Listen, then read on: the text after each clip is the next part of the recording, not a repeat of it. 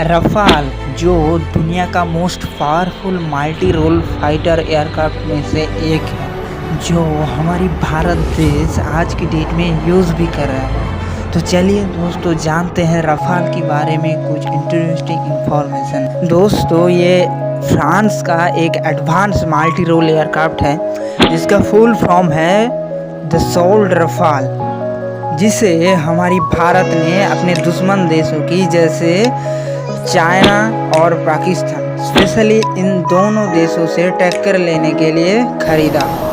4.5 generation की इस fighter plane Rafale की भारत के पास एक सस्ती यूनिट है। फायर पावर की बात करें तो इसमें 30 मिलीमीटर की ऑटो चैनल लगी है, जिसका एयर टू ग्राउंड और also air to surface nuclear deterrent missile लग सकती है। इसके अलावा इसके बेहतरीन और बेमिसाल वेपन्स की भी यूज़ किया जा सकता है। इसमें इसका 14 हार्ड पॉइंट है और ये मैक्सिमम स्पीड 51.952 फीट ऊंचाई तक उड़ान भर सकती है और ये 1 सेकेंड में 305 मीटर हाइट से सीधी उड़ान भर सकती है। ये सिंगल शटर और 2 शटर दोनों की तरफ है। इसका लंबाई 50.1 फीट और इसका विंग स्पैन 35.9 फीट है। इसका कम बैक रेंज 1850 किलोमीटर है और इसकी ऊंचाई 17.6 फीट और इसमें 2 इंजन मौजूद है। इसकी maximum speed 1912 kilometre per hour है।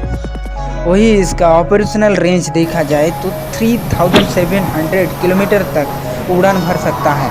आप लोग सुनकर हैरान हो जाएंगे, रफाल का वज़न जो है वो लगभग 9979 किलोग्राम है। इन हथियारों में से मीटियोर जैसे advance long range air to air missile, beyond visual range के लिए माइका जैसे स्टैंड ऑफ दूरी से हवा से ज़मीन तक वार करने के लिए, स्टेल्थ जैसे क्रूज मिसाइल जो घातक तरीके से वार करने के लिए और हैमर जैसे अत्याधुनिक गाइडेंस बॉम्ब भी शामिल किया गया है। दोस्तों हाल ही में जो इंडिया में लॉन्च हुआ है multi role fighter aircraft Rafale, वो डिफरेंट तरीके से दुश्मन देशों के ऊपर हमला कर सकती है। और दोस्तों रफाल इंडिया के लिए अभी बहुत ही महत्वपूर्ण माना जाता है, क्योंकि इन एयरक्राफ्ट को फ्रांस के द्वारा ऐसे मॉडिफाई किया गया है कि ये परमाणु हथियारों को लेकर भी उड़ान भर सकती है। फिलहाल इन एयरक्राफ्ट को लद्दाख में भी डिप्लॉय करने का सोच विचार किया जा रहा है और ऑल्सो हिमाचल प्रदेश में भी एयरक्राफ्ट को डिफेंस अधिकारी द्वारा हवा से ज़मीन तक मार करने के लिए अभ्यास भी किया गया है। और दोस्तों क्या आप जानते हैं ये जो रफाल एयरक्राफ्ट है वो इंडिया के लिए इतना खास क्यों है? आप सभी लोगों को पता ही होगा दोस्तों, इंडियन एयरफोर्स द्वारा 2019 में किस तरीके से बालाकोट में एयर स्ट्राइक किया गया था और उस दौरान इंडिया की तरफ से दसॉल्ट एविएशन द्वारा बनाया हुआ है मिरेज 2000 जैसे फाइटर एयरक्राफ्ट को इस्तेमाल किया गया था और इनमें भी इजराइल से खरीदा हुआ स्पाइस 2000 जैसे बोमों को लगाया गया था। दोस्तों बालाकोट एयर स्ट्राइक में इंडिया को तो काफ़ी बड़ा सफलता मिला है, बट दोस्तों लेकिन उस दौरान अगर 2000 की जगह में रफाल एयरक्राफ्ट होता ना तो इंडियन एयरफोर्स को बॉर्डर क्रॉस करने की ज़रूरत नहीं पड़ता, क्योंकि इसमें स्कीप जैसे क्रूज मिसाइल लगाए हुआ है जो 300 किलोमीटर दूरी से दुश्मन के टारगेट को ध्वस्त करने के लिए काफ़ी है। इवन ये जो रफाल एयरक्राफ्ट है इंडिया के लिए हवाई क्षेत्र में रहकर भी पाकिस्तानी हवाई क्षेत्र में उड़ने वाली किसी भी फाइटर एयरक्राफ्ट को मार गिरा सकता है, क्योंकि इसमें 150 किलोमीटर वाला मीटियोर जैसा एडवांस तरीन दुनिया के सबसे बेहतरीन एयर टू एयर मिसाइल लगा हुआ है। वैसे अगर देखा जाए तो इंडियन एयरफोर्स के पास मिरेज 2000 के अलावा जैगुआर, MiG-29, सुखोई 305 और तेजस जैसे एडवांस तरीन फाइटर एयरक्राफ्ट है।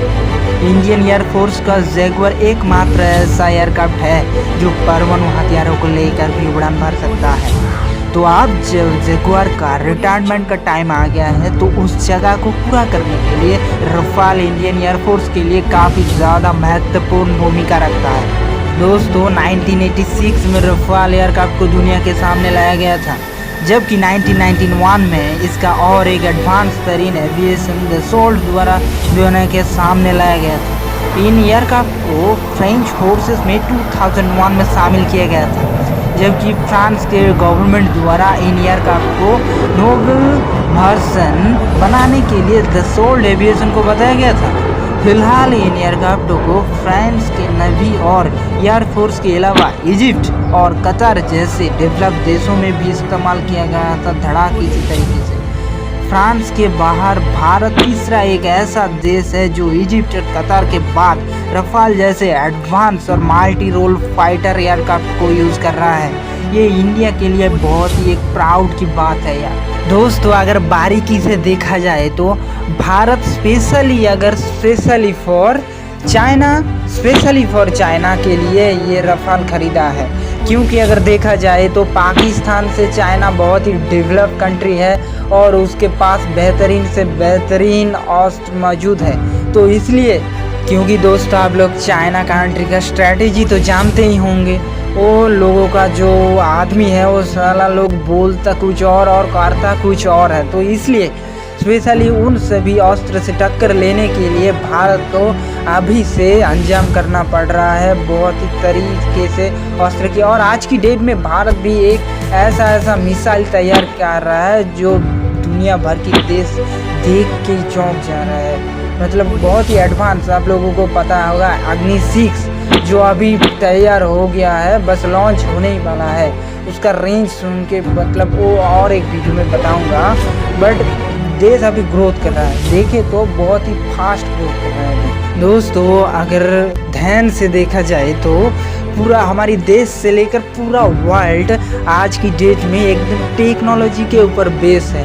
तो इस टाइम पे कोई भी देश नहीं चाह रहा है कि उसका सेना की संख्या बढ़ाया जाए या फिर सेना के ऊपर ज़्यादा से ज़्यादा एडवांस तरीन या फिर कुछ भी उसको अच्छी तरीके से मजबूत की जाए। बट दोस्तों, देश अभी चाह रहा है कि उसका टेक्नोलॉजी एडवांस हो, क्योंकि ऐसा टेक्नोलॉजी बहुत बड़े जैसे दुनिया का सबसे शक्तिधर रसिया जो है वो डिफेंस के ऊपर ज़्यादा मतलब वो अस्त्र के ऊपर ज़्यादा ध्यान दे रहा है। एक ऐसा मिसाइल एयरक्राफ्ट या फिर एडवांस तरीन खतरा अस्त्र बनाया हुआ है जो 1 सेकंड में ही किसी भी आर्मी सेना को ध्वस्त करने के लिए काफ़ी है। तो दिमाग लगा कि अभी सब टेक्नोलॉजी ऊपर काम कर रहा है, तो इसलिए भी हमारी भारत ने भी अभी टेक्नोलॉजी के पिछड़ा नहीं है। वो टेक्नोलॉजी बनाने के लिए बाहरी देशों मांगा। दोस्तों, आप लोगों को अटल बिहारी वाजपेयी जी जब प्रधानमंत्री थे